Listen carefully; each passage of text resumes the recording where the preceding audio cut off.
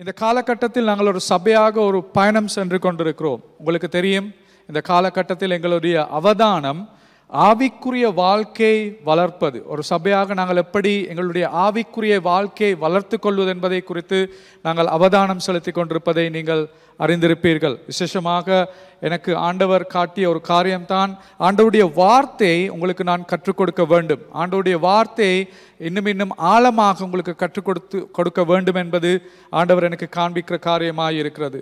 அதன்படி உங்களுக்கு நினைவிருக்கும், இந்த வருடத்தை ஆரம்பிக்கும் பொழுது ஒரு சபையாக நாங்கள் விசேஷமாக எபேசியர் புத்தகத்தை கற்பதற்கு நாங்கள் ஆரம்பித்தோம். உங்களுக்கு நினைவிருக்கும், அது விசேஷமாக இந்த எபேசியர் சபையின் பின்னணியை எடுத்து பார்த்தால், எபேசியர் சபை அந்த நகரம் விக்கிர ஆராதனைக்கு மிகவும் பிரசித்தி பெற்ற ஒரு நகரமாய் காணப்படுகிறது. அப்படிப்பட்ட ஒரு நகரத்தில் பவுலடியார் சென்று அவருடைய ஊழியத்தை ஆரம்பித்து சபைகளை ஆரம்பித்ததுக்கு பின்பதாக அவர் அந்த சபைக்கு அவர் அறிவுரைகளை கூறுகிற புத்தகம் தான் எபேசியர் புத்தகம். இந்த புத்தகம் எங்களுக்கு கண்டி சபைக்கு மிக முக்கியமான ஒரு புத்தகமாக இருக்கிறது. ஏனென்றால் நாங்களும் எபேசியர்கள் போல் அதே பின்னணியில் விசேஷமாக விக்கிர ஆராதனை நமஸ்காரங்களில் ஈடுபட்ட சமய பின்னணிகளிலிருந்து வருகிற எங்களுக்கும் அந்த புத்தகம் மிகவும் முக்கியமான புத்தகமாக இருக்கிறது எங்களை நாங்கள் கண்டுகொள்வதற்கு. அதுதான் நான் இந்த முழு படிப்பினைக்கும் ஒரு பெயர் கொடுத்திருக்கிறேன். அதுதான் யார் சபை என்ற தலையங்கத்தில் தான் நாங்கள் இந்த பாடத்தை படித்து கொண்டு போகிறோம். அதாவது விசேஷமாக ஒரு சபை என்ற விதத்தில், அதாவது ஆண்டவருடைய சபை என்ற விதத்தில் நாங்கள் எவ்வாறு செயல்பட வேண்டும் என்பதை எங்களுக்கு எபேசியர் புத்தகம் மிக தெளிவாக கற்றுக் கொடுப்பது எங்களுக்கு காணக்கூடியதாக இருக்கிறது. நான் உங்களை உற்சாகப்படுத்துகிறேன். விசேஷமாக இந்த காலகட்டத்தில் நாங்கள் ஜனவரி மாதம் இந்த எபேசியர் புத்தகம் 1ஆம் அதிகாரத்தை நாங்கள் கற்றுக்கொண்டோம். அதில் 4 பிரசங்கங்களை நான் ஜனவரி மாதம் செய்திருக்கிறேன். ஜனவரி மாதம் 1வது பிரசங்கம் 7ஆம் திகதி ஞாயிற்றுக்கிழமை ஆரம்பித்து அதற்கு பின்பதாக 4 பிரசங்கங்களை நான் இது விசேஷமாக இந்த எபேசியர் 1ஆம் அதிகாரத்தை வைத்து நாங்கள் பேசியிருக்கிறோம். அதை நீங்கள் இந்த சபைக்கு புதிதாக வந்திருந்த நபராக இருந்தாலும் இல்லாவிட்டால் நீங்கள் இந்த சபையில் இருக்கிற நபராக இருந்தாலும் மீண்டும் அந்த படிப்புகளை போய் அந்த யூடியூப்லையும் எங்களோட ஃபேஸ்புக்லையும் இந்த படிப்புகள் இருக்கிறது, இந்த பிரசங்கங்கள் இருக்கிறது, அவற்றை கேட்கும்படி உங்களிடம் கேட்டுக்கொள்கிறேன். ஏனென்றால் அதை 1ஆம் அதிகாரத்தை மிக நன்றாக தெரிந்து கொண்டால்தான் இன்று நான் 2ஆம் அதிகாரத்தை ஆரம்பிக்கும் பொழுது உங்களுக்கு அந்த எபேசியர் புத்தகத்தை குறித்து ஒரு நல்ல ஒரு விளக்கத்தை பெற்றுக்கொள்ள முடியும். அதனால் உங்களை நான் உற்சாகப்படுத்துகிறேன் அதை செய்யும்படி. அதற்கு தேவையான அந்த லிங்குகள் உங்களுடைய பகுதி வாட்ஸ்அப் குரூப்புகளில் அது பகிர்ந்து கொள்ளப்படும் இந்த வருகிற கிழமையில். அதே போல் இன்று நாங்கள் எங்களுடைய தலையங்கம் யார் சபை, அதுதான் எங்களுடைய பெரிய தலையங்கம், அதாவது முழு புத்தகத்துக்கும் கொடுக்கப்பட்ட தலையங்கம். ஆனால் இன்றைய பிரசங்கத்துக்கு நான் கொடுக்கிற சபை தலையங்கம் தான் கிறிஸ்தவன் என்பவர் யார், அல்லது யார் கிறிஸ்தவன் என்ற கேள்வியில் நாங்கள் ஆரம்பிக்க வருகிறோம். இந்த கேள்வியில் நான் ஆரம்பிப்பதற்கு முக்கியமான ஒரு காரணம் இருக்கிறது. ஒரு போதகர் என்ற விதத்தில் நான் கிறிஸ்தவர்களோடு கொடுக்கல் வாங்கல் செய்கிற பொழுது, கிறிஸ்தவர்கள் எல்லாரோடும் அல்லாதவர்களிடம் நாங்கள் கொடுக்கல் வாங்கல் செய்கிற நேரங்கள் இருக்கிறது. அவர்களிடம் கேட்கிற பொழுது அவர்களுக்கு மிக தெளிவாக அவர்களுக்கு தெரியும் அவர்கள் கிறிஸ்தவர்கள் இல்லை என்று. ஆனால் ஒரு கிறிஸ்தவரோடு கொடுக்கல் வாங்கல் செய்யும் பொழுது ஒரு போதகர் என்ற ரீதியில் நான் ஒரு கேள்வியை கேட்டால், நீங்கள் ஒரு கிறிஸ்தவனா அல்லது நீங்கள் ஒரு கிறிஸ்தவரா என்ற ஒரு கேள்வியை நான் கேட்கிற பொழுது அதற்கு எனக்கு சாதாரணமாக கிடைக்கிற ஒரு பதில் இருக்கிறது. அந்த பதில் இந்த போதனை செய்வதற்கு முக்கிய காரணமாக இருக்கிறது. நான் பலரிடம் இந்த கேள்வியை கேட்கிற பொழுது கிறிஸ்தவர்களுக்கு அவர்களுக்கு இந்த கேள்வியை கேட்டவுடன் அவர்களுக்குள் ஒரு பதட்டம் ஏற்படுகிறது. அவர்களுக்கு ஒரு பதில் கொடுக்க முடியாத நிலை, நான் ஒரு கிறிஸ்தவன் என்று சொல்ல முடியாத நிலையில் பலர் சொல்லுவார்கள், பாஸ்டர் நாங்கள் முயற்சிக்கிறோம் ஒரு நல்ல கிறிஸ்தவனாக வாழ்வதற்கு என்ற பதிலை கொடுப்பார்கள். பலர் சொல்வார்கள், நாங்களும் சாதாரண மக்கள் தானே, குடிச்சு சாப்பிட்ற சாதாரண மக்கள், எங்களுக்கு பிழைகள் நாங்களும் பிழை விடுறது தானே, அதனால பாஸ்டர் நான் ஒரு கிறிஸ்தவ வாழ்க்கை வாழ்வதற்கு முயற்சி செய்கிறேன் என்று சொல்லுவார்கள். அதனால் தான் இன்று நான் இந்த இந்த பிரசங்கத்தை இந்த விசேஷமாக இந்த முதல் 10 வசனங்கள் எபேசியர் 2ஆம் அதிகாரம் முதல் 10 வசனங்களிலிருந்து உங்களுக்கு நான் பேச விரும்புகிறேன். இன்றைய இந்த வார்த்தையை நீங்கள் கேட்ட பின்பதாக அடுத்த 45-50 நிமிஷத்துக்குள்ள இன்றைய இந்த பாடத்தை நீங்கள் கேட்டதுக்கு பின்பதாக யாராவது உங்களிடம் ஒரு கேள்வி கேட்டார், ஒரு கிறிஸ்தவன் என்ற விதத்தில் நீங்கள் உங்களிடம் கேள்வி கேட்டால் நீங்கள் ஒரு கிறிஸ்தவனா என்று தயக்கம் இல்லாமல் உங்களுக்கு சொல்லக்கூடியதா இருக்க வேண்டும், நான் ஒரு கிறிஸ்தவன் என்று. அதான் முக்கியமான விஷயம். விளங்குதா நான் சொல்றது? யாராவது உங்களிடம் ஒரு கேள்வியை கேட்டால், நீங்கள் ஒரு கிறிஸ்தவனா என்ற ஒரு கேள்வி உங்களுக்கு கேட்டா தயக்கம் இல்லாமல் உங்களால் சொல்லக்கூடியதா இருக்க வேண்டும், நான் ஒரு கிறிஸ்தவன் என்று. அதனால் இன்றைய வேத பகுதியை நாங்கள் 3ஆக பிரிக்க முடியும். முதலாவது வசனத்திலிருந்து 10வது வசனத்தை எபேசியர் 2:1-10 3 பகுதிகளாக பிரிக்க முடியும். ஆனால் அதற்கு முன்பதாக நாங்கள் இந்த வேத பகுதியை வாசிக்க போகிறோம். வாசித்த பின்பதாக நாங்கள் பார்ப்போம் யார் கிறிஸ்தவன் என்ற தலைப்பில் தான் நாங்கள் இன்று பேச போகிறோம். இப்பொழுது வேத பகுதி வாசிக்கப்படும். அக்கிரமங்களினாலும் பாவங்களினாலும் மரித்தவர்களாயிருந்த உங்களை உயிர்ப்பித்தார். அவைகளில் நீங்கள் முற்காலத்திலே இவ்வுலக வழக்கத்திற்கு ஏற்றபடியாகவும் கீழ்ப்படியாமையின் பிள்ளைகளிடத்தில் இப்பொழுது கிரியை செய்கிற ஆகாயத்து அதிகார பிரபுவாகிய ஆவிக்கேற்றபடியாகவும் நடந்து கொண்டீர்கள். அவர்களுக்குள்ளே நாம் எல்லாரும் முற்காலத்திலே நமது மாம்ச இச்சையின் படியே நடந்து நமது மாம்சமும் மனசும் விரும்பினவைகளை செய்து சுபாவத்தினாலே மற்றவர்களைப் போல கோபாக்கினையின் பிள்ளைகளாயிருந்தோம். தேவனோ இரக்கத்தில் ஐஸ்வர்யம் உள்ளவராய் நம்மில் அன்பு கூர்ந்த தம்முடைய மிகுந்த அன்பினாலே அக்கிரமங்களில் மரித்தவர்களாயிருந்த நம்மை கிறிஸ்துவுடனே கூட உயிர்ப்பித்தார். கிருபையினாலே ரட்சிக்கப்பட்டீர்கள். கிறிஸ்து இயேசுவுக்குள் அவர் நம்மிடத்தில் வைத்த தயவினாலே தம்முடைய கிருபையின் மகா மேன்மையான ஐஸ்வர்யத்தை வருங்காலங்களில் விளங்க செய்வதற்காக கிறிஸ்து இயேசுவுக்குள் நம்மை அவரோடே கூட எழுப்பி உன்னதங்களிலே அவரோடே கூட உட்காரவும் செய்தார். கிருபையினாலே விசுவாசத்தை கொண்டு ரட்சிக்கப்பட்டீர்கள். இது உங்களால் உண்டானதல்ல, இது தேவனுடைய ஈவு. ஒருவரும் பெருமை பாராட்டாத படிக்கு இது கிரியைகளினால் உண்டானதல்ல. ஏனெனில் நற்கிரியை செய்கிறதற்கு நாம் கிறிஸ்து இயேசுவுக்குள் சிருஷ்டிக்கப்பட்டு தேவனுடைய செய்கையாயிருக்கிறோம். அவைகளில் நாம் நடக்கும்படி அவர் முன்னதாக அவைகளை ஆயத்தம் பண்ணியிருக்கிறார். நாங்கள் ஜெபிப்போம். அன்பின் ஆண்டவரே, இந்த காலை நேரத்தில் விசேஷமாக நாங்கள் உங்களுக்கு சபையாக எங்களை ஒப்புக் கொடுக்கிறோம். ஆண்டவரே, விசேஷமாக இந்த 10 வசனங்கள் ஆண்டவரே எபேசியர் 2:1-10 நாங்கள் வாசிக்கிற பொழுது அதில் ஆண்டவரே நாங்கள்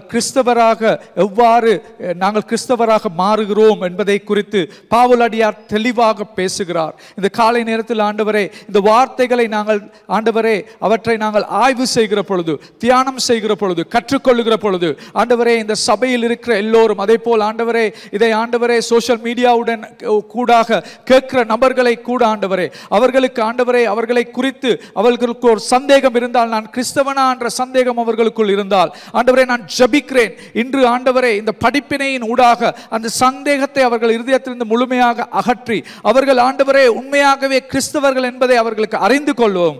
அதை ஆண்டவரே அதற்கு யாராவது ஒரு கேள்வி கேட்டால் அதற்கு எவ்வாறு அவர்கள் கிறிஸ்தவர்கள் ஆனார்கள் என்ற பதிலை கொடுப்பதற்கும் ஆண்டவரே இந்த வார்த்தையினூடாக அவர்களுக்கு பேசும்படி நாங்கள் ஜெபிக்கிறோம். நல்ல பிதாவே, முழுமையாக எல்லோரையும் உங்களுக்கு பொறுப்பு கொடுத்து ஜெபம் கேட்பது இயேசுவின் இனிய நாமத்தில் நல்ல பிதாவே, ஆமென், ஆமென். நான் உங்களுக்கு சொன்னது போல இந்த 10 வார்த்தைகளை எங்களுக்கு 3 கட்டங்களாக மிக அழகாக பவுலடியார் பிரிக்கும்படி இதை எங்களுக்கு கூறியிருக்கிறார். முதலாவது வார்த்தையிலிருந்து 3வது வார்த்தை எங்களுக்கு ஒரு கிறிஸ்தவன் ஆகுவதற்கு முன்பதாக அவனுடைய வாழ்க்கை எப்படி இருந்ததை குறித்து பேசுகிறது. விசேஷமாக ரட்சிப்புக்கு முன் உங்களது வாழ்க்கை, அப்படி இல்லாது ரட்சிக்கப்படுவதற்கு முன்பதான வாழ்க்கை முதல் 3 வார்த்தை உங்களுக்கு காண்பிக்கிறது. அதே போல் 4ஆம் வசனத்திலிருந்து 7ஆம் வசனத்தை நீங்கள் வாசித்தீர்கள் என்றால் அதில் உங்களுக்கு நீங்கள் எப்படி மீட்கப்பட்டீர்கள், நீங்கள் எப்படி கிறிஸ்தவன் ஆகிறீர்கள் என்பதை குறித்து பவுலடியார் பேசுகிறார்.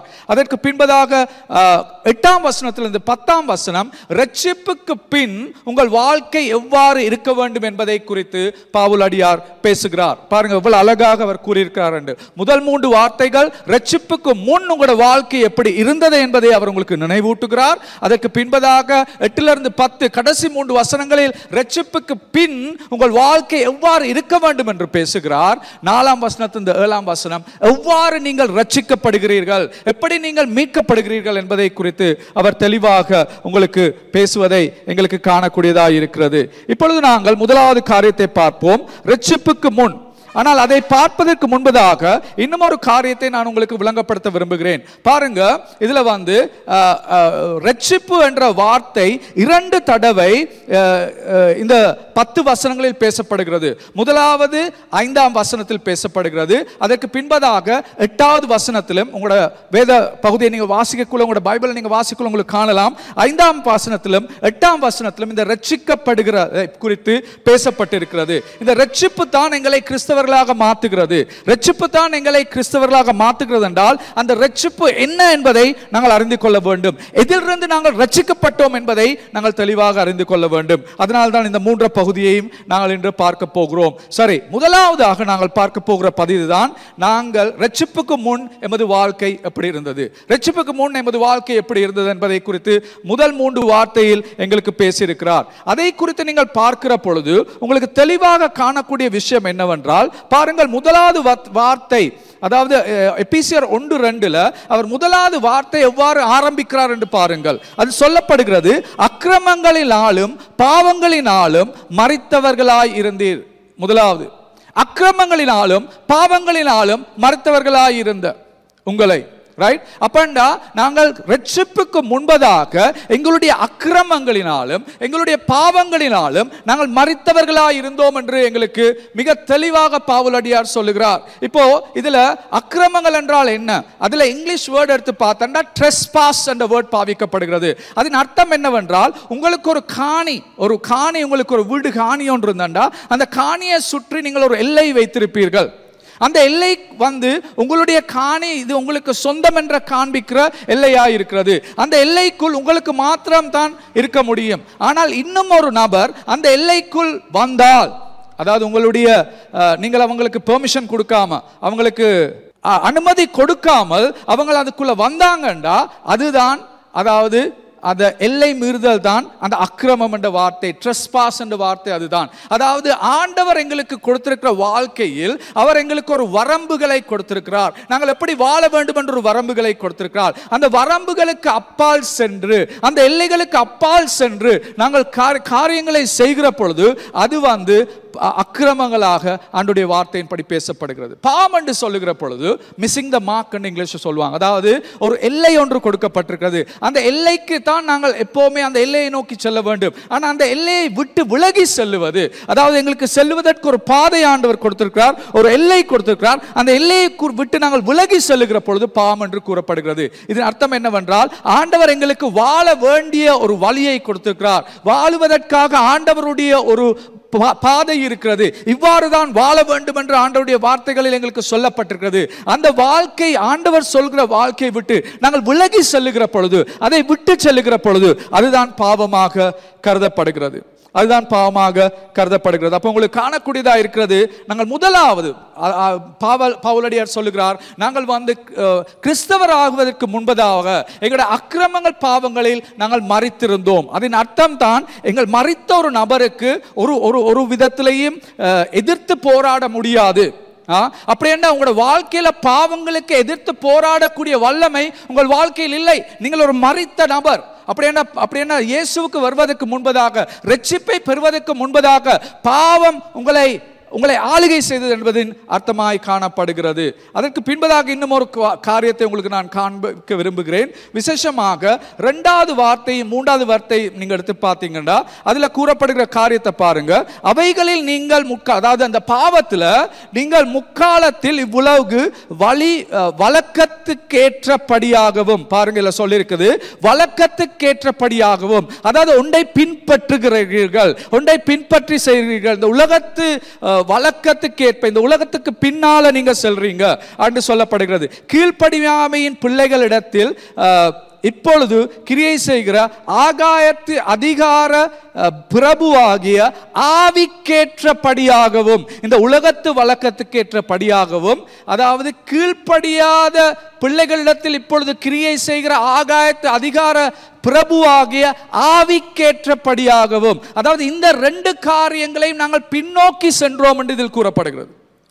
அதான் சொல்வேன். இந்த உலகத்தின் படி நாங்கள் சென்றோம். இந்த உலகத்தில் அதாவது கிரியை செய்கிற கீழ்ப்படியாத பிள்ளைகளிடத்தில் கிரியை செய்கிற அந்த ஆகாய அதிகார பிரபுவாகிய ஆவிக்கேற்றபடியாகவும் நாங்கள் சென்றோம் என்று சொல்லப்படுகிறது. இந்த வழக்கத்திற்கேற்றபடியாக என்ற வார்த்தையும் அதே போல் ஆவிக்கேற்றபடியாகவும் என்று சொல்றது உண்மையாவே அதன் அர்த்தம் என்னவென்றா, கிரேக்க அர்த்தம் அதன் அர்த்தம் நாங்கள் இவைகளுக்கு கட்டுப்படுத்தப்பட்டிருக்கிறோம், நாங்கள் இவைகளுக்கு அடிமையாயிருக்கிறோம் என்ற அர்த்தம் அதில் இருக்கிறது.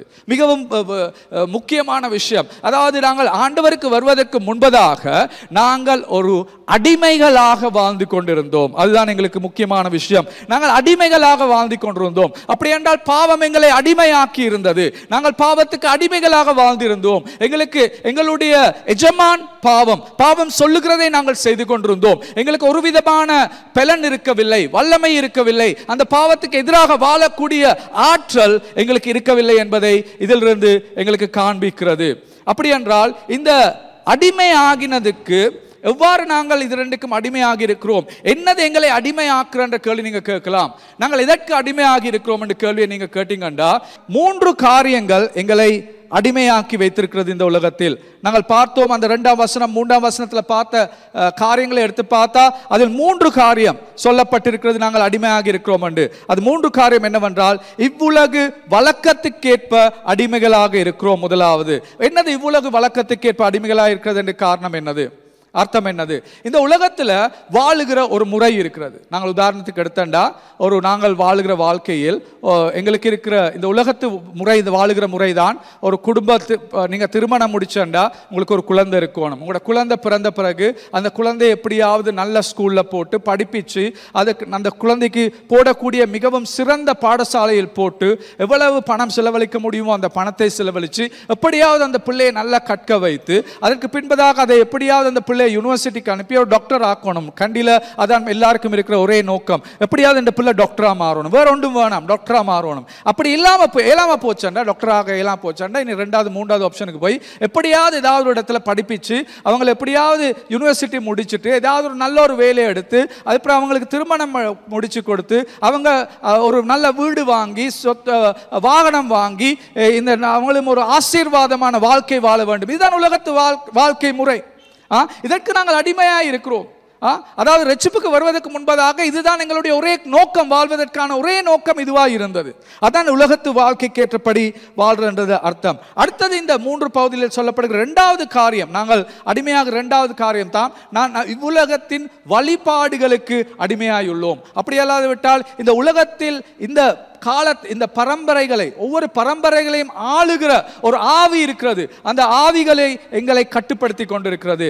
அதை குறித்து பேசுகிற பொழுது எங்களுடைய பரம்பரை ஆளுகிற ஆவிகள் இருக்கிறது. சில நேரத்தில் அதாவது பார்க்கலாம், உங்களுக்கு உதாரணத்துக்கு விளம்பரம் உங்களுக்கு தெரிஞ்சோ தெரியாமலோ உங்களை ஆளுகை செய்கிற ஒரு காரியம். நான் சொன்ன விசேஷமாக உங்களுக்கு தெரியும், ஃபேர் அண்ட் லவ்லி என்ற ஒரு க்ரீம் ஒன்று இருக்குது. அந்த க்ரீமை எடுத்து பார்த்தீங்கன்னா இவ்வளவு காலம் உங்களுக்கு வெள்ளை ஆகணுமோ, நீங்கள் அழகான ஒரு நபராக மாறணும்னு தேவை உங்களுக்குள்ளே இருக்கல. ஆனால் நீங்கள் அந்த அட்வர்டைஸ்மெண்ட்டை பார்த்த பிறகு நானும் வெள்ளை ஆகணும், நானும் அழகாகணும்னு உங்களுக்கு ஒரு தேவை இல்லாத தேவையை உங்களோட இருதயத்தில் புகுத்தி அதை வாங்க வச்சு அது தொடர்ந்து அதுக்கு பிறகு அதுக்கு அடிமையாக மாற்றுறது தான் அவங்களுடைய நோக்கம். நான் இப்போ சொல்றது நல்லா கேட்டுக்கொள்ளுங்க. நான் சொல்லல விளம்பரம் எல்லாமே சாத்தாண்ட, அது ஒரு ஆவி, அது உங்களை இல்லாம அதில் நான் சொல்ல வரேன். ஆனால் எவ்வாறு உங்களை அடிமைத்தனத்துக்குள் கொண்டு வருகிறது இவ்வாறான காரியங்கள். அதுக்கு பின்பதாக எங்களுக்கு பார்க்கக்கூடியதற்கு ஆபாச படங்கள் பார்ப்பதை குறித்து.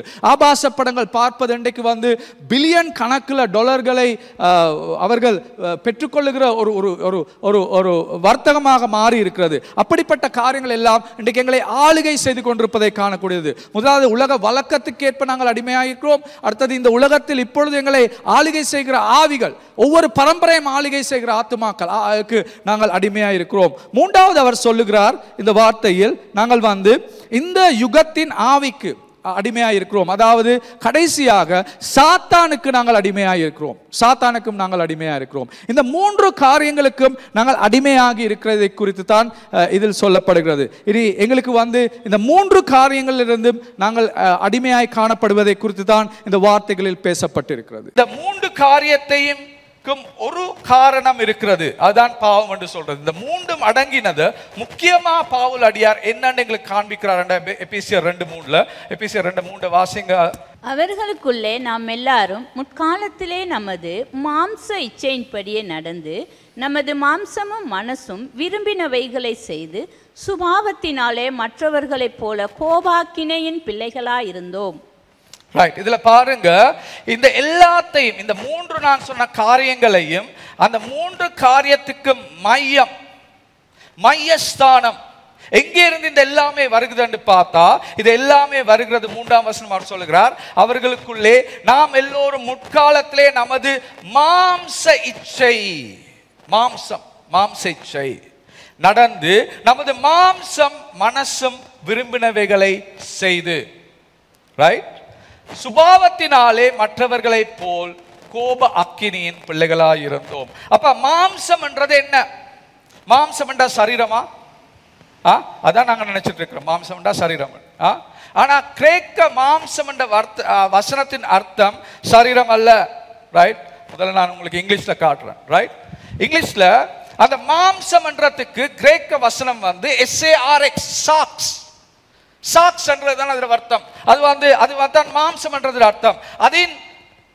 அதன் அர்த்தம் என்னன்னா self centredness. Right, self centredness தமிழ்ல நான் போட்டிருக்கேன் பாருங்க.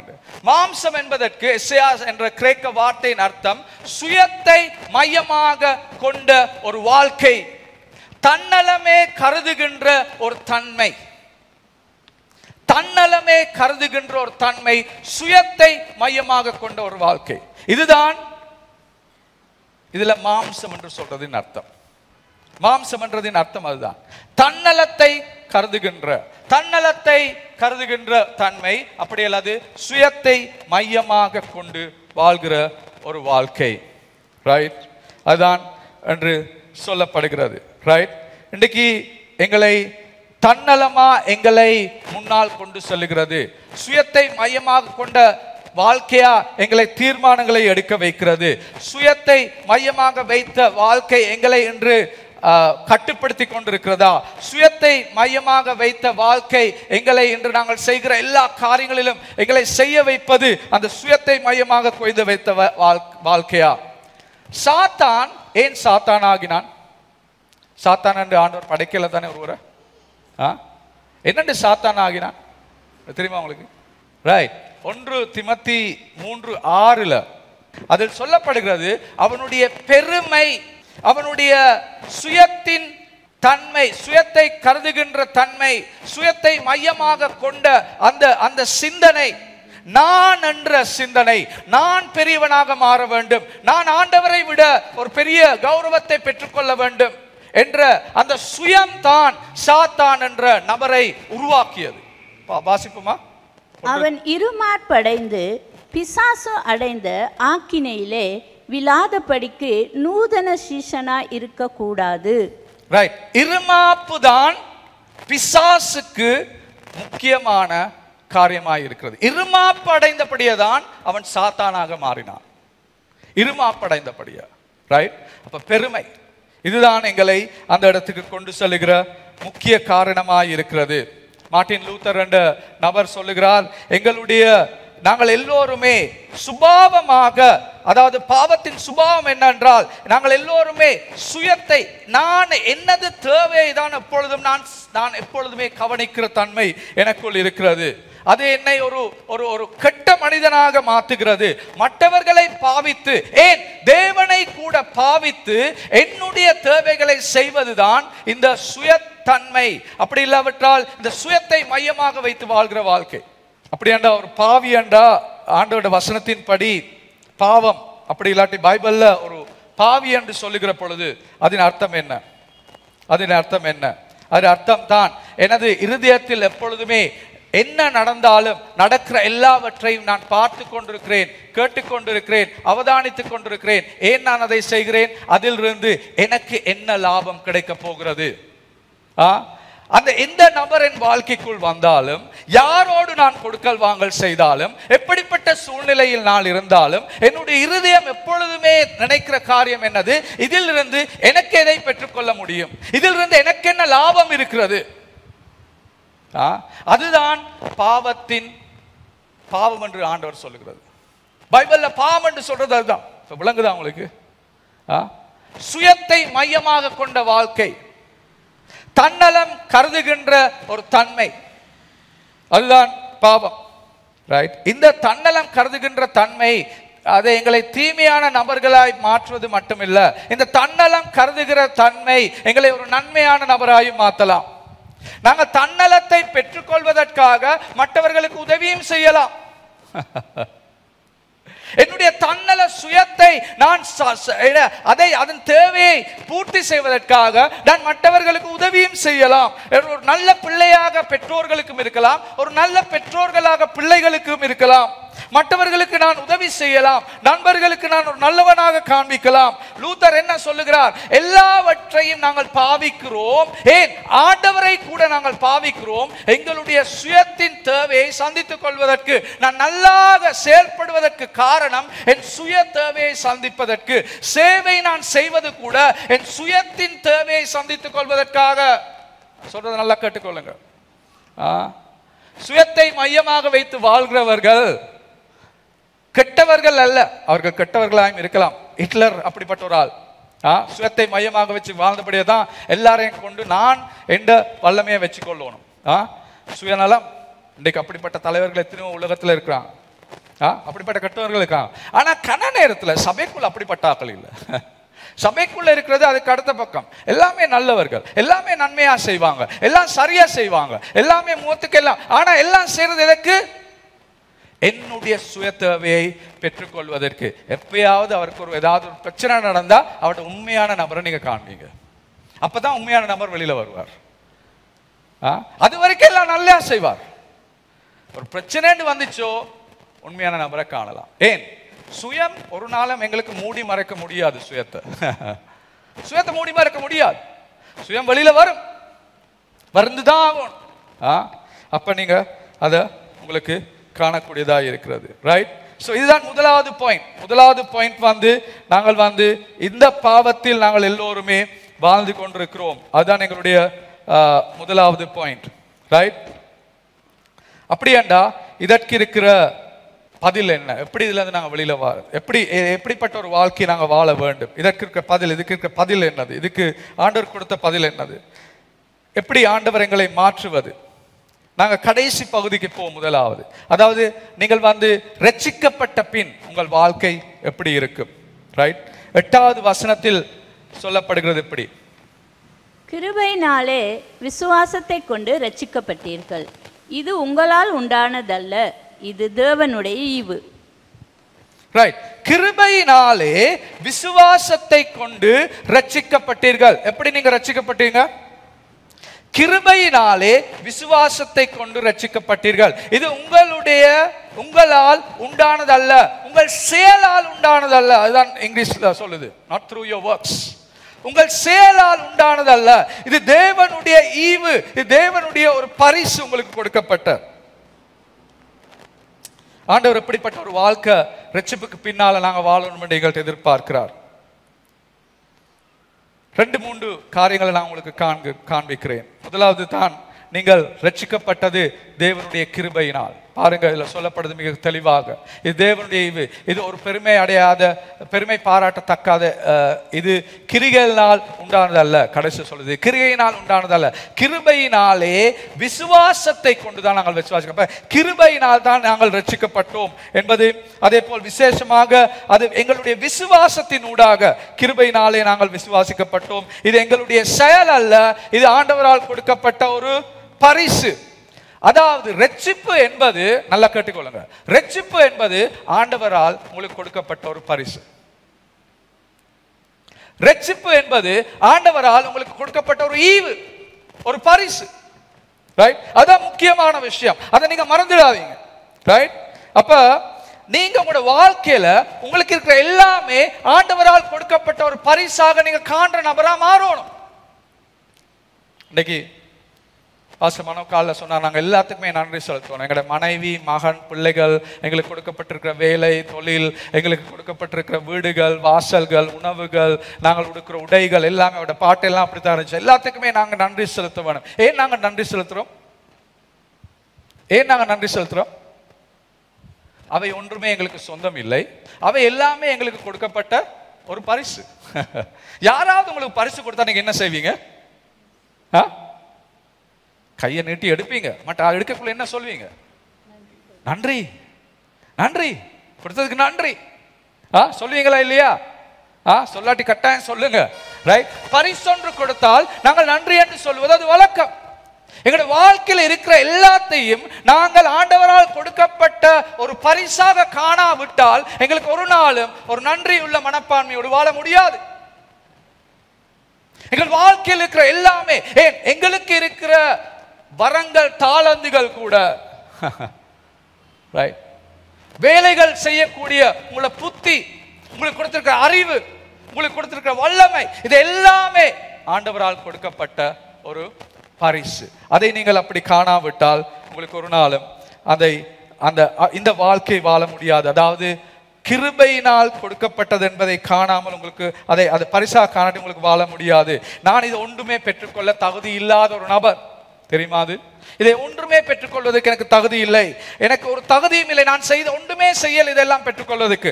ஆண்டவரின் கிருபை நிமித்தம் அவர் எனக்கு இதை கொடுத்திருக்கிறார் என்றதை நான் காண வேண்டும். அவர் எனக்கு விசுவாசத்தின் ஊடாகத்தான் நான் இதை பெற்றுக்கொண்டேன். ஆனால் அந்த விசுவாசம் கூட எனக்கு சொந்தம் இல்லை. ஆண்டவரால் கொடுக்கப்பட்ட விசுவாசம் தான் ஆண்டவரின் கிருபைக்கு என்னை கொண்டு சென்றது. நான் சொல்றது உங்களுக்கு விளங்குதா? விசுவாசத்தை கூட எங்களுக்கு சொல்ல முடியாது, அது நான் தான், எந்த விசுவாசத்தால் தான் ஆண்டவர் எனக்கு கிருபை தாரார். இல்ல, அந்த விசுவாசத்தை கூட ஆண்டவர் தான் உங்களுக்கு கொடுத்துட்டு இப்ப சொல்றாரு, நான் கொடுத்த விசுவாசத்தை பாவிச்சு என் கிருபையை நீ பெற்றுக்கொள்ளு. ஆனா அந்த விசுவாசம் கூட எங்களுக்கு கொடுக்கப்பட்டது ஆண்டவரினால். விசுவாசம் என்றால் என்ன? என்ன விசுவாசம் என்றா?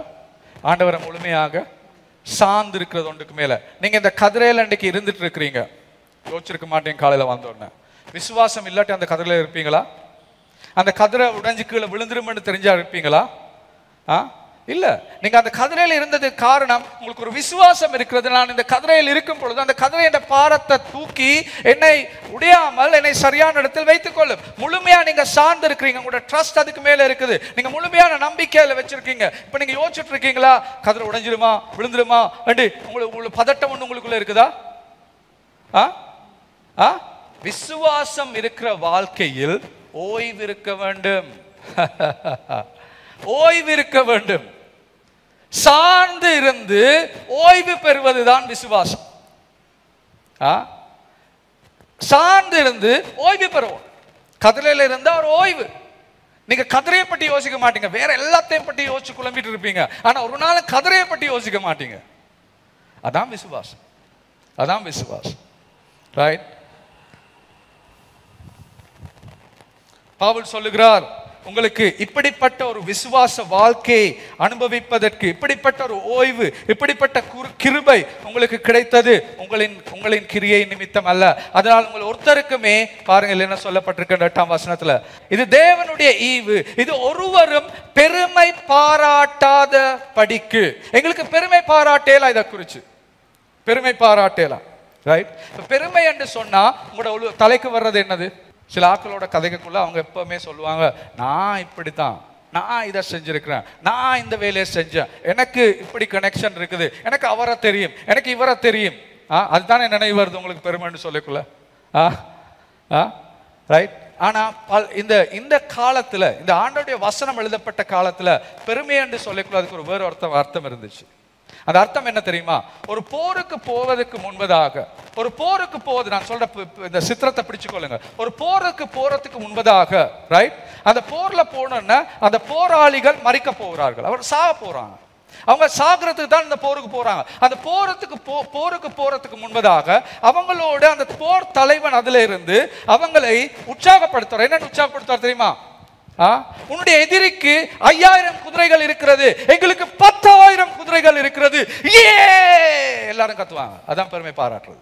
எங்களுடைய அரசன் 125 போர்களை வெற்றி கொண்டிருக்கிறான். நாங்கள் சண்டை பிடிக்க போகிற அரசன் 15 போர்கள் மாத்திரம் தான் வெற்றி கொண்டிருக்கிறான். எங்களுடைய படை 50 வருடங்கள் பழமை வாய்ந்த படை. நாங்கள் சண்டை பிடிக்க போகிறவர்கள் 10 வருடம் தான் அவர்களுடைய அனுபவம். இதான் பெருமை பாராட்டு. இதான் அந்த பழைய ஏற்பாட்டின் பெருமை பாராட்டல் என்று சொல்றது. என்ன செய்யறது? ஒரு ஆள அவங்களுக்கு இருக்கிற வல்லமையை சொல்லி அவங்கள நம்ப வைக்கிறது. அதான் பெருமை பாராட்டு. பவுலடியார் என்ன சொல்றாரு? வாங்க வாங்க வாங்க வாங்க, நான் சொல்ற நல்லா கேட்டுக்கொள்ளுங்க. அது உலகத்து வாழ்க்கை. நாங்க இப்ப அந்த எங்களை குறித்து பெருமை பாராட்ட முடியாது. உங்களுக்கு எவ்வளவு, அவர் என்ன சொல்றாரு? நான் யூதன், 8வது நாள் நான் என்ன செஞ்சேன்? சர்க்கம்சிஷன். அதேதான் செய்து பரசேயர் ஆண்டோட வார்த்தை இவ்வளவு கற்றிருக்கிறேன், இது இப்படிப்பட்ட எனக்கு ஒரு பின்னணி இருக்கு, இது எல்லாத்தையும் சொல்லிட்டு என்ன சொல்றார்? இது எல்லாமே கிரேக்க வசனம் என்னண்டா, மாட்டு சாணத்துக்கு சமன்.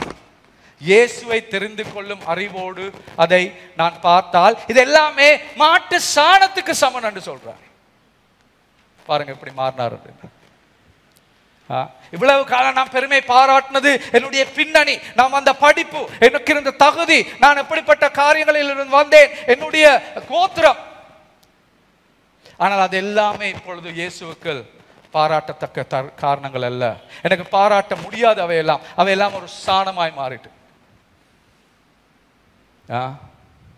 அதுதான் நாங்கள் காண்கிற வாழ்க்கை. விசேஷமாக ஒரு ரட்சிக்கப்பட்ட நபர் ஒரு நாளும் அவர் விசேஷமாக ஆண்டவரின் பரிசு தான் எனக்கு கொடுக்கப்பட்ட ரட்சிப்பு என்று தெரிஞ்ச நபராக இருந்தால் பாராட்டுறதுக்கு ஒன்றுமே இல்லை, பாராட்ட மாட்டாங்க. ரைட்? 10வது வசனம், ஏனெனில் நற்கிரியைகள் செய்வதற்காக நாம் கிறிஸ்து இயேசுவுக்குள் சிருஷ்டிக்கப்பட்டோம், தேவனுடைய செய்கையாய் இருக்கிறோம். அவர்களில் நாம் நடக்கும்படி அவர்களுக்கு முன்பதாகவே அவர்களை ஆயத்தப்படுத்துகிறார். ரைட்? ரட்சிப்புக்கு பின் வாழ்க்கையில் சுயத்தை மையமாக கொண்ட வாழ்க்கைக்கு, சுயநலத்திற்கு என்ன எங்களுக்கு இருக்கிற பதில், தீர்வு என்ன? அந்த தீர்வில் முதலாவது நான் சொன்னேன், கடவுள் ரட்சிப்பு ஒரு பரிசு என்றதை நீங்க காணணும்.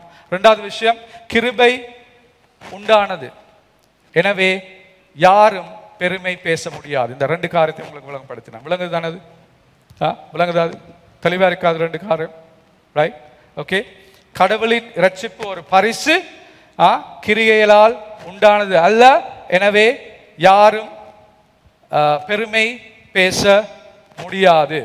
ரைட்? பெருமை பேச முடியாது என்று சொல்லுகிற பொழுது எனக்கு நினைவு வருகிற ஒரு ஆண்டவருடைய வார்த்தை எரேமியா 9ஆம் அதிகாரம் 23ஆம் வசனம் இப்படி சொல்லுது.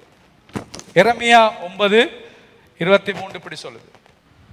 ஞானி தன் ஞானத்தை குறித்து மேன்மை பாராட்ட வேண்டாம், பராக்கிரமன் தன் பராக்கிரமத்தை குறித்து மேன்மை பாராட்ட வேண்டாம், ஐஸ்வர்யவான் தன் ஐஸ்வர்யத்தை குறித்து மேன்மை பாராட்ட வேண்டாம்.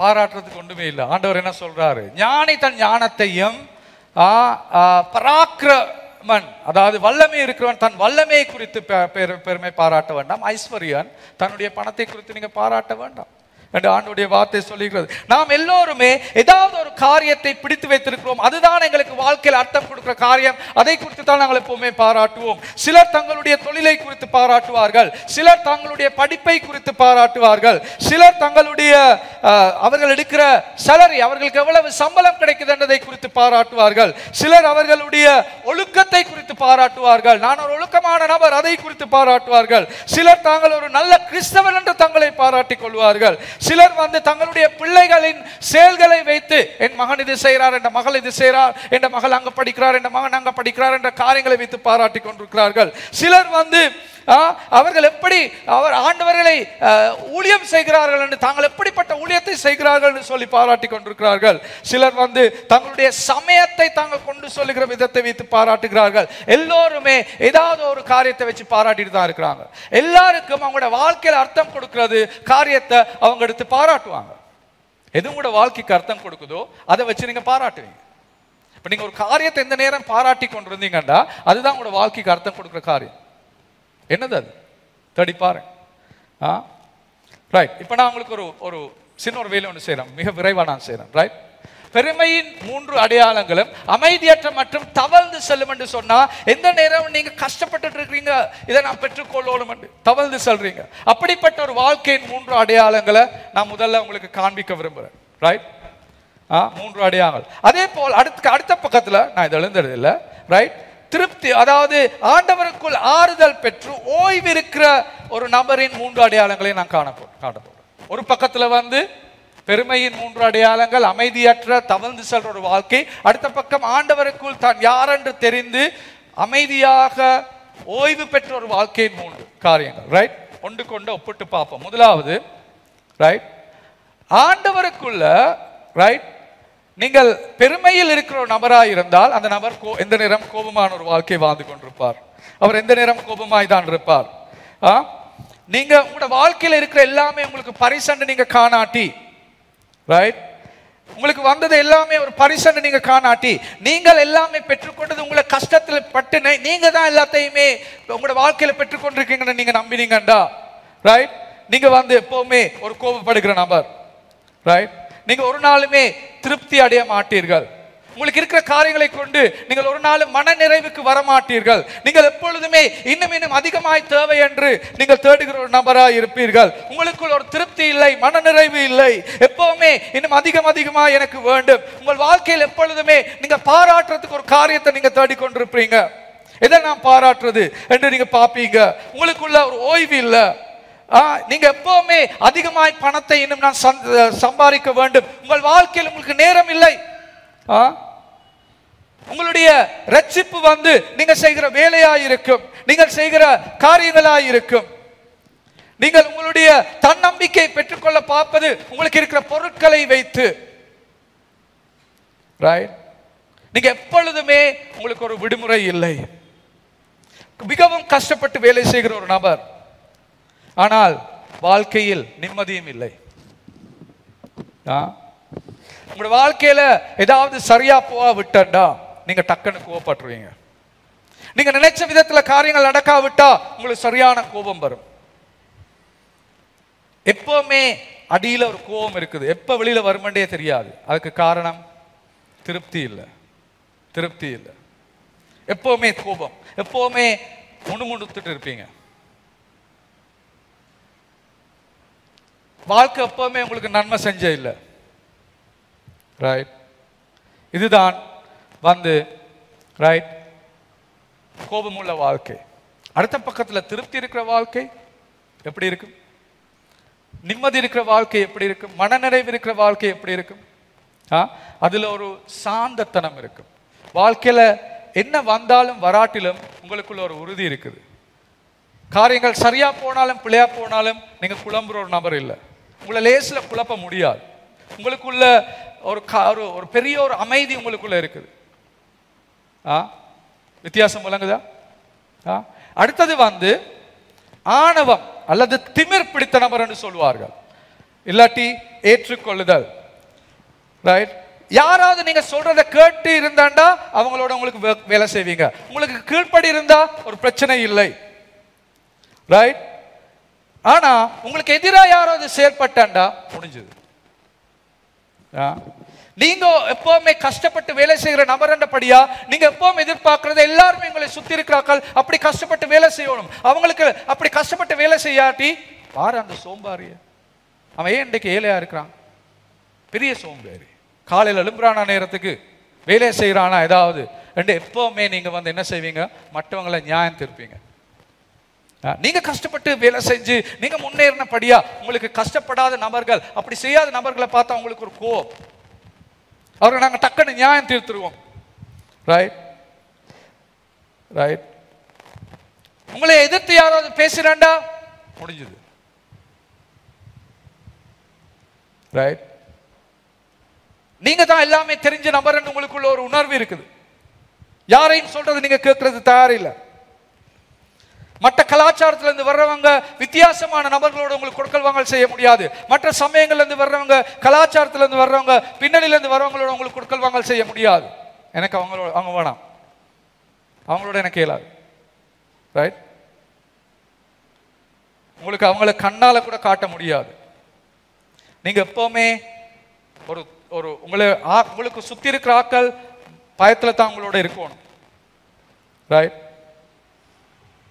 கிருபையினால் ஆண்டவர் உங்களை ஏற்றுக்கொண்டார் என்று நீங்க விளங்கின நபராய் இருந்தாண்டா உங்களுக்கு எல்லாரையும் அவங்க இருக்கிற மாதிரியே உங்களுக்கு ஏற்றுக்கொள்ளக்கூடியதா இருக்கும். கிருபையில் தேவன் உங்களை ரட்சித்தார் என்று உங்களுக்கு தெரிஞ்சா, கிருபையில் தேவன் உங்களை ரட்சித்திருக்கிறார் என்று உங்களுக்கு தெரிஞ்சாண்டா மற்றவங்களையும் அதே கிருபையால அவங்க இருக்கிற மாதிரியே நீங்க ஏற்றுக்கொள்ற நபராக இருப்பீங்க. உங்களோட வேலையால தான் நீங்க இன்னைக்கு இப்படி இருக்கிறீங்கன்னு நினைச்சீங்கண்டா மற்றவங்களை நீங்க ஒரு நாளும் ஏற்றுக்கொள்ள மாட்டீங்க. மூன்றாவது கடைசி காரியம், ரைட்? கசப்பு, கடுமை, மன்னிப்பு. கசப்புத்தனம், ரைட்? மன்னிப்பு கொடுக்க முடியாது, எனக்கு மன்னிப்பு கொடுக்க முடியாது, ரைட் என்ற ஒரு இது. உங்களுக்கு மற்றவங்களுக்கு மன்னிப்பு கொடுக்க முடியாமல் கசப்புத்தன்மை உங்களுக்குள்ள இருக்குதுண்டா அதற்கு ஒரே காரணம் இதுதான். நீங்க நினைக்கிறீங்க அவரை விட நான் ஒரு சிறந்த நபர், அவரை விட நான் ஒரு பெரிய நபர் என்று நீங்க நினைக்கிறீங்க. அதுதான் காரணம். அதனால தான் உங்களுக்கு மன்னிப்பு கொடுக்க முடியாது, கசப்புத்தனம் உங்களுக்குள் இருப்பதற்கான முக்கிய காரணம். ஒரு நபர் ஏதாவது உங்களுக்கு செஞ்சா, உங்களை நோவடிக்கிற காரியங்கள் ஏதாவது செஞ்சா நீங்க உடனே அவரை குறித்த ஒரு கசப்பு உங்களுக்குள்ள ஏற்பட்டு விடும். நீங்களும் ஒரு பிழை விடுகிற நபர், எந்தாலையும் பிழை நடக்கிறது, எனக்கும் குறைபாடுகள் இருக்கிறது என்ற நீங்க விளங்கி கொள்ளாட்டி நீங்க எப்பவுமே மற்றவங்களை குறித்து கசப்பு தன்மையோடு அவர்களை மன்னிப்பு கொடுக்க முடியாத ஒரு நபராய் தான் நீங்க இருப்பீங்க. நீங்க நினைக்கிறீங்க நான் எல்லாமே சரி, எனக்கு ஒரு நாள் நான் அவனமா அந்த மாதிரி பிள்ளை நான் செய்ய மாட்டேன்னு நீங்க நினைக்கிறீங்க. ஆனா எங்கள் எல்லாருக்கும் தெரியும் நாங்கள் எல்லாருமே விழுந்து போன பாவிகள். எங்கள் எல்லாருக்குமே மற்றவங்க செய்யக்கூடிய தன்மை எங்களுக்குள்ள இருக்குது. அதை நீங்க விளங்கி கொள்ளாட்டி தான் கசப்போட மற்றவங்களுக்கு மன்னிப்பு கொடுக்க முடியாம நீங்க வாழ்ந்து கொண்டிருப்பீங்க. ஆனா அதை விளங்கி கொண்ட நபராக இருந்தாண்டா நீங்க கட்டாயம் மற்றவர்களுக்கு மன்னிப்பு கொடுக்கிற நபராக இருப்பீங்க. ரைட்? ஸோ இந்த 3 காரியங்கள், ரைட்? கோபம், மனநிறைவும், ஆணவம், திருப்தி வெர்சஸ் ஏற்றுக்கொள்ளுதல், கடைசி கசப்பு, கடுமை, அதற்கு எதிர் வந்து மன்னிப்பு. இந்த 3 காரியங்களையும் நாங்கள் பார்த்தா எங்களுக்கு தெரியும் நாங்கள் உண்மையாவே ரட்சிக்கப்பட்ட நபர்களா இல்லையாண்டு எங்களுக்கு இப்போ விளங்கி இருக்கும். இந்த காரியங்களை நீங்க பார்க்கக்குள்ள உங்களுக்கு விளங்கும் நீங்க ரட்சிப்ப உண்மையா புரிஞ்சு கொண்ட நபரா இல்லையாண்டது உங்களுக்கு நல்லா விளங்கி இருக்கும். ரைட்? கடைசி காரியம், எப்படி நாங்கள் மீட்கப்படுவது. 4-7 வசனம், எப்படி நாங்கள் மீட்கப்படுவது. 6 வசனம் 7 வசனம் எப்படி சொல்லுது? வாசிங்க. 6 வசனம் 7 வசனம். கிறிஸ்து இயேசுவுக்குள் அவர் நம்மிடத்தில் வைத்த தயவினாலே தம்முடைய கிருபையின் மகா மேன்மையான ஐஸ்வர்யத்தை வரும் காலங்களில் விளங்க செய்வதற்காக கிறிஸ்து இயேசுவுக்குள் நம்மை அவரோட கூட எழுப்பி உன்னதங்களிலே அவரோட கூட உட்காரவும் செய்தார். கிறிஸ்து 7 வசனம், கிறிஸ்து இயேசுவுக்குள் நம்மை அவரோட கூட எழுப்பி உன்னதங்களினாலே அவரோட கூட உட்கார செய்தார். இயேசு கிறிஸ்து எங்களை இன்று ரட்சிப்புக்குள் கொண்டு வந்து உயர்ந்த ஸ்தானத்தில் எங்களை உட்கார வைத்திருக்கிறார். பரலோகத்தில் இன்று இயேசு பிதாவின் வலது புறத்தில் இருந்து கொண்டிருக்கிறார். அந்த இருந்து கொண்டிருக்கிற இயேசு ரட்சிப்புக்குள் வந்திருக்கிற எங்களையும் அந்த பரலோகத்தில் அவர் அதே இடத்தில், ரைட், அந்த வலது புறத்தில் எங்களை அவர் இருப்பதற்கு எங்களுக்கு இடம் கொடுத்திருக்கிறார். உங்களுக்கு அது தெரியுமா? அதான் 7வது வசனம் சொல்லுது. பரலோகத்தில் அவர் என்று வலது பக்கத்தில் இயேசு என்று அவர் இருந்து கொண்டிருக்கிறார் பிதாவோடு, அதோடு நாங்களும் இருந்து கொண்டிருக்கிறோம். ரைட்? ஓகே. உங்களுக்கு தெரியுமா எப்படி அந்த ஒரு சிங்காசனத்தில் ஒருவர் போய் உட்கார்வது எப்படின்னு உங்களுக்கு தெரியுமா? மீண்டும் நான் உங்களுக்கு சொல்றேன். அது சிங்காசனத்தில் ஒருவர் உட்காருவது ஒரு ராஜா அவர் போருக்கு போய் போரில் வெற்றி பெற்றதுக்கு பின்பதாக தன்னுடைய நாட்டுக்கு வந்தவுடன் அந்த நாட்டுக்கு வந்த பிறகு அவரை என்ன செய்வார்கள் என்றா அவரை அந்த சிங்காசனத்தில் உட்கார வைத்து எல்லோருமே அவரை புகழ்வார்கள். அந்த அறிவோடு இயேசுவை குறித்து பாருங்கள். அவர் சிங்காசனத்தில் என்று உட்கார்ந்திருப்பதற்கு காரணம் என்ன? இந்த உலகத்துக்கு பாவம் என்று நாங்கள் எங்களுடைய வாழ்க்கை இருக்கிற அந்த பாவத்தை, அந்த தன்னல இல்லாட்டி சுயத்தை மையமாக கொண்டு வாழ்கிற அந்த வாழ்க்கைக்கு எதிராக போராட்டம் செய்து வெற்றி பெற்ற பின்பதாக சிலுவையில் அவர் இன்று பரலோகத்தில் தேவனுடைய வலது புறத்தில் அவர் இன்று அமர்ந்திருக்கிறார். மற்ற ராஜாக்கள் போல் அவரும் வெற்றியை பெற்றதுக்கு பின்பதாக இன்று அவர் அமர்ந்திருக்கிறார். அப்படி அமர்ந்திருக்கிற அந்த இயேசு வந்து என்ன செய்கிறார்? அவர் என்ன செய்கிறார்? அந்த இயேசு என்ன செய்கிறார்? எங்களையும் அவரோடு அந்த அதே இடத்துல வச்சிருக்கிறாராம், அந்த வலது புறத்தில் வச்சிருக்கிறார். அது அர்த்தம் என்னது? பாவத்தை நாங்கள் வெற்றி கொண்டிருக்கிறோம். பாவத்தை, இந்த சுயநலத்தை, இல்லாட்டி இந்த உங்களே குறித்து வாழ்கிற அந்த வாழ்க்கையிலிருந்து வெற்றி கொண்டிருக்கிறோம். இரட்சிப்புக்குள் வந்த ஒரு நபர் அதை வெற்றி கொண்டிருக்கிறார். ஆண்டவர் அதிலிருந்து உங்களுக்கு மன்னிப்பை கொடுத்து விட்டார் என்பதின் அர்த்தம் தான் நீங்கள் இன்று வலது புறத்தில் தேவனோடு இருப்பதற்கு அர்த்தம். அதான் அதன் அர்த்தம். ரைட்? இல்ல பாருங்க, தயவு என்று ஒரு வார்த்தை பாவிக்கப்பட்டிருக்கிறது. ரைட்? தயவு 7ஆம் வசனத்து தயவண்டு அந்த வார்த்தை பாவிக்கப்பட்டது. தயவண்டு அர்த்தம் என்ன? தயவண்டு சொன்னா ஏதோ வந்து சும்மா எங்களுக்கு ஏதோ சும்மா கொடுத்துட்டு போன மாதிரி ஒரு அர்த்தம் வரும். ஆனால் தயவுன்றது உண்மையான அர்த்தம் வந்து என்னண்டா விலை உயர்ந்த கிரியை. இயேசு இந்த உலகத்துக்கு வந்து ஒரு விலை உயர்ந்த கிரியை உங்களுக்காகவும் எனக்காகவும் செய்தார். அவர் எங்களுக்கு ஒரு விலை உயர்ந்த கிரியை அவர் எங்களுக்காக செய்தார். சாதாரண ஒரு கிரியை அல்ல, விலை உயர்ந்த கிரியை அவர் எங்களுக்காக செய்தார். நாங்கள் எல்லோருமே ஒரு காலத்தில் எங்களுடைய பாவத்தில் நாங்கள் வாழ்ந்து கொண்டிருக்கும் பொழுது இயேசு எங்களுக்காக வந்து எங்களுடைய இடத்தை அவர் எடுத்தார். சிலுவையில் அவர் எங்களுடைய இடத்தை எடுத்து எங்களுக்காக அவர் மரித்தார்.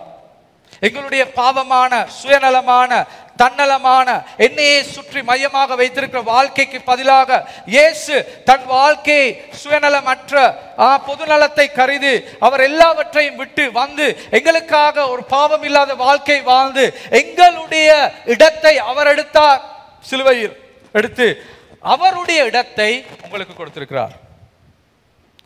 இயேசு அவருடைய இடத்தை உங்களுக்கு கொடுத்து எங்களுடைய இடத்தை அவர் எடுத்தார். அதுதான் ரட்சிப்பு. அதுதான் ரட்சிப்பு. ரைட்? ஜான் ஸ்டாட்ன்றவர் சொல்றார், ரட்சிப்பு என்னன்னு கேட்டா அவர் சொல்றார், உங்களுக்கு சொந்தமான இடத்தை இயேசு எடுத்து அவருக்கு சொந்தமான இடத்தை உங்களுக்கு கொடுத்தார். அதான் ரட்சிப்பு. உங்களுக்கு சொந்தமான இடம், தன்னலமான சுயநலமான வாழ்க்கைக்கு என்ன எங்களுக்கு சொந்தமான இடம்? சிலுவை. அதான் எங்களுக்கு சொந்தமான இடம். அந்த இடத்தை அவர் எடுத்துட்டு அவருக்கு சொந்தமான இடம் என்னது? சிங்காசனம், வலது புறம் தேவனை. அந்த வலது புறத்தில் உங்களை என்னை உட்கார வச்சிருக்கிறார். அதுதான் ரட்சிப்பு. எப்படி இது நடந்தது? உங்களுடைய செயல்களின் நிமித்தமா? அப்ப ஆண்டவருடைய கிருபை, எங்களுடைய விசுவாசம். அந்த விசுவாசத்தை யார் தந்தது? தேவன் தான் அதையும் தந்தது. அவருடைய கிருபை எங்களுடைய விசுவாசம். நீங்க இப்ப கிறிஸ்தவரா? கிறிஸ்தவரா? சந்தேகம் இருக்காங்களா? எப்பயாவது யாராவது கிறிஸ்தவர்னு கேட்டா சந்தேகப்படுவீங்களா? உங்களோட கிரியையினால் நீங்கள் கிறிஸ்தவராகவில்லை. இயேசு உங்களுடைய இடத்தை எடுத்து அவருடைய இடத்தை உங்களுக்கு தந்து விட்டார். நீங்கள் வலது புறத்தில் உட்கார வைத்து விட்டார். அதான் இருக்கு. அந்த வசனத்தை பாசி பாருங்க. அல்ல வைப்பார் என்று சொல்லி இல்ல, முடிஞ்ச காலம் அல்ல. நீதியான விதத்தில் நீங்க இன்றைக்கு வலது புறத்தில் உட்கார்ந்து கொண்டிருக்கே இல்லையே அவட. நாங்க இன்றைக்கு இங்க தான் சேர்ச்சில் தான் உட்கார்ந்து இருக்கிறோம். ரைட்? அப்படி என்ன அது அர்த்தம்? நீதியின் முறையில், லீகலி நீதியின் முறையில் உங்களுக்கு வலது புறத்தில் உட்கார்வதற்கான இடத்தை கொடுத்து விட்டார். எஸ், ஃபுல்ஃபில் தி லா. நீதியை முடிச்சிட்டார், செஞ்சு முடிச்சிட்டார், கொடுத்திருக்கிறார். நீங்க இன்றைக்கு ஆண்டவரோட உயர்ந்த ஸ்தானத்தில் உட்காருகிற ஒரு நபர். அதற்கு காரணம் உங்கள் கிரியை அல்ல, உங்கள் செயல் அல்ல, உங்கள் பின்னணி அல்ல, நீங்கள் வந்த குடும்பம் அல்ல, உங்கள் படிப்பு அல்ல, உங்களுடைய திறன் அல்ல, உங்களுடைய பணம் அல்ல. அதற்கு காரணம் இயேசு சிலுவையில் செய்து முடித்த செயல்.